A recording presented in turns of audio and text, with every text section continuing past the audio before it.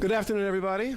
I'm Julian Phillips, Deputy Commissioner of Public Information, and I'd like to welcome you to One Police Plaza for this update on the ongoing homicide and assault investigation. Joining us today is the Honorable Mayor Eric Adams, Police Commissioner Keyshawn Sewell, First Deputy Commissioner Edward Caban, Commanding Officer of the Detective Bureau Citywide Investigations Division, Assistant Chief Joseph Joe Kenny, Department of Social Services Commissioner Gary Jenkins.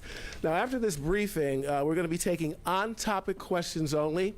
The schedule is tight. We're not going to have room for a whole lot of questions, so just keep that in mind. We'll advise you for any other information you have, as well as other topics, after this is over. Now, Honorable Mayor Adams. Thank you, Julian. It's good to see you as part of the team here, all your knowledge and experience. And I want to thank the Commissioner and her team for apprehending a dangerous person that assaulted on our vulnerable New Yorkers. And it really highlights how imperative it is to move people into safe spaces, into shelters, and eventually into permanent housing. But I also want to take the moment to commend a retired member of the correction family. A correction officer played a major role in the coordination with the police department in apprehending this dangerous person. It just really goes to show you that the men and women who provide public safety in this city, both on duty, off duty, and upon retirement, continues to play a vital role in keeping our city safe. He went beyond the call of duty to ensure that this dangerous person was removed from our streets. Job well done by our uniformed officers on the ground. Job well done by our detectives who gathered the information that allowed us to put out the visuals that we had. And job well done in bringing this dangerous person into apprehension. Now I want to turn it over to the Commissioner. Commissioner, you and your team did an amazing job. Good afternoon, and thank you once again for coming. On behalf of the entire NYPD, I want to express our deepest sympathy for the 3 men senselessly stabbed on the street in separate attacks since July 5th. One of those victims was tragically killed. But today we are here to announce that the swift work of your NYPD officers and your patrol officers, in tandem with the public, has led to an arrest in this series of crimes. This violence should not happen anywhere, but when it does happen, New Yorkers are fortunate to have the combined commitment of your police working with the people we serve. This partnership, once again, puts the focus where it always belongs, which is getting the justice for victims. I would also like to acknowledge the New York City Police Foundation and their support of the Crime Stoppers tip line, which is a vital resource in this and many other investigations. Early this morning in Upper Manhattan, 40-year-old Trayvon Murphy was taken into custody. A Good Samaritan spotted him, sitting at a bus stop near St. Nicholas Park. He was dressed in the same shirt and distinctive neon sneakers he was wearing in the photos and videos the NYPD publicly released just yesterday to all of you in the media. Again, thank you for amplifying that information. That Good Samaritan then turned to the police, and the NYPD did its job safely, securely, and without incident. But once again, this is a story we have told many times before. This suspect should not have been on our streets. He was already convicted in Tennessee and given probation, which he violated, and he was wanted on an outstanding warrant for that violation. Additionally, Mr. Murphy was released on his own recognizance after he attacked a roommate in Queens back in April. He was due back in court on July 22nd, just days from now. This man was preying on the vulnerable, and we are thankful for the combined effort to apprehend this subject quickly and safely. And I will now ask Chief Kenny to brief you on the details of the apprehension.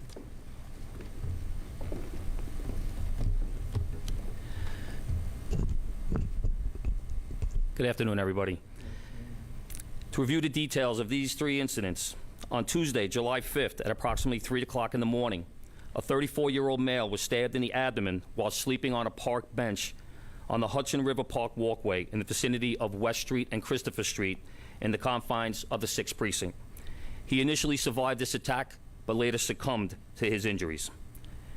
Then on Friday, July 8th, at approximately 10 p.m., a 59-year-old male who was also sleeping on a park bench was stabbed in the stomach near the corner of Madison Avenue and 49th Street. And this is in the confines of Midtown North Precinct. For 2 days, the victim tried to self-medicate and take care of his own wound, but finally, on Sunday, July 10th, he sought medical attention and reported the incident to the police. He was treated and is currently in stable condition. Then on Monday, July 11th, at approximately 3:30 a.m., a 28-year-old male was stabbed while lying on the ground inside of the Stanley Isaac Playground located at 9595 FDR Drive in the confines of the 23rd Precinct. He was taken to the hospital and is currently in stable condition. From the time of the first incident on July 5th, investigators began retrieving and comparing video from these three crimes.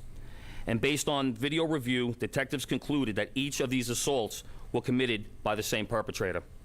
This determination was largely based on the clothing description of the suspect, namely the following three items: neon sneakers worn in all three incidents, a gray backpack also worn in all three incidents, and a black hoodie with white writing on the front that said Innocence Project, which was worn by the suspect in 2 of the 3 attacks. Over the past week, investigators continued the video canvass in and around these incident locations, and yesterday, July 12th, new video was recovered showing clearer images of the attack that occurred in Midtown North on July 8th. These new images, along with a number of other investigative steps, led to the identification of the suspect. That suspect was Trayvon Murphy, a 40-year-old male who he himself is homeless and was residing in local shelters. Photographs and video of the suspect were released to the public over the past few days, which proved to be invaluable as the investigation moved forward. Because early this morning, July 13th, at approximately 6:42 a.m., a member of the community who was in the vicinity of West 128th Street and St. Nicholas Avenue near the park called 911 to report a possible sighting of the man wanted in connection with these stabbing attacks. At the same time, this community member saw 2 uniformed members of the NYPD standing on the corner. He approached them, pointed the subject out to them, and he was taken into custody without incident. He was wearing the neon sneakers, the gray backpack, and the black Innocent Project hoodie. The officers then took the suspect to the 28th Precinct, where he's currently being processed. I will remind you, this is still an active investigation, but we can confirm that the suspect was in possession of a knife in his left pants pocket at the time he was taken into custody, and he has also made statements to investigators identifying himself in still images related to the attacks. I want to thank the best detectives in the world for their work on this case. I'd also like to thank the members of the public who stepped up to aid us in this investigation.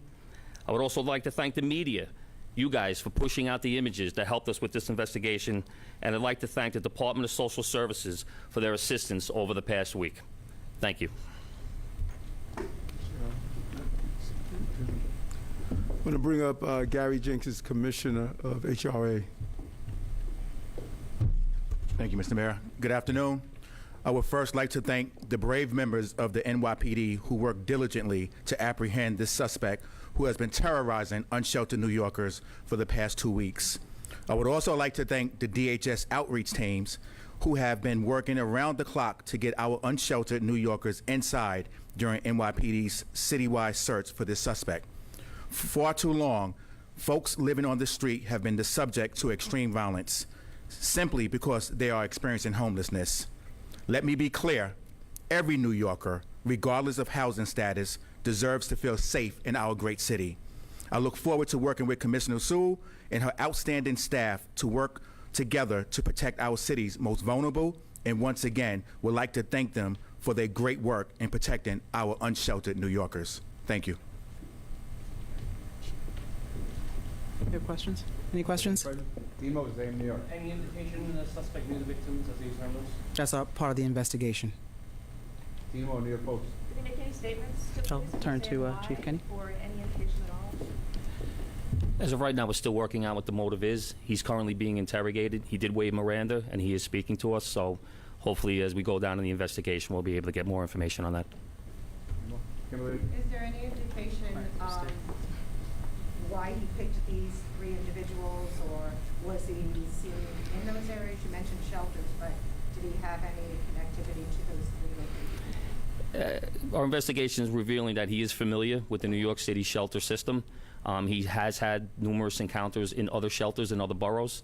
As far as selecting the victims, we're still looking at that. He himself is homeless, but the commonality is that all three victims were homeless and all three victims were sleeping at the time of their attack. Rocco. Chief, will you tell us about his Tennessee conviction and his assault arrest here in the city?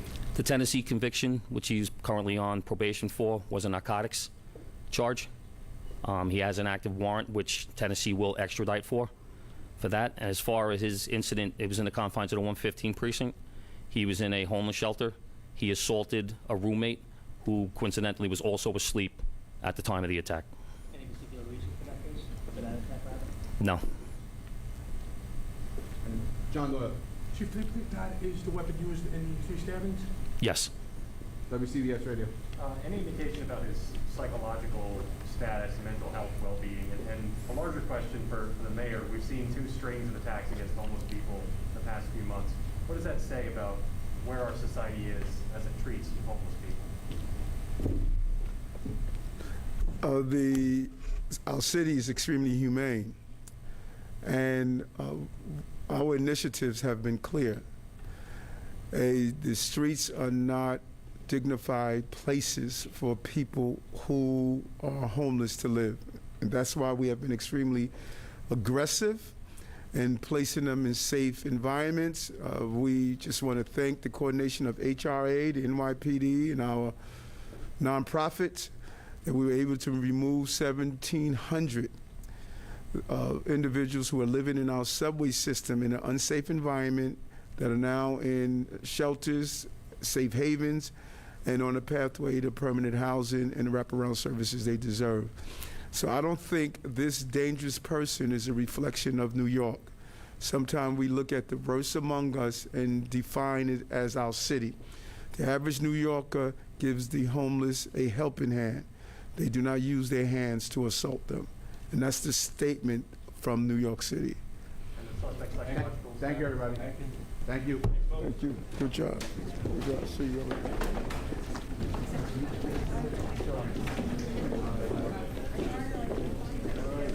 What city in Tennessee?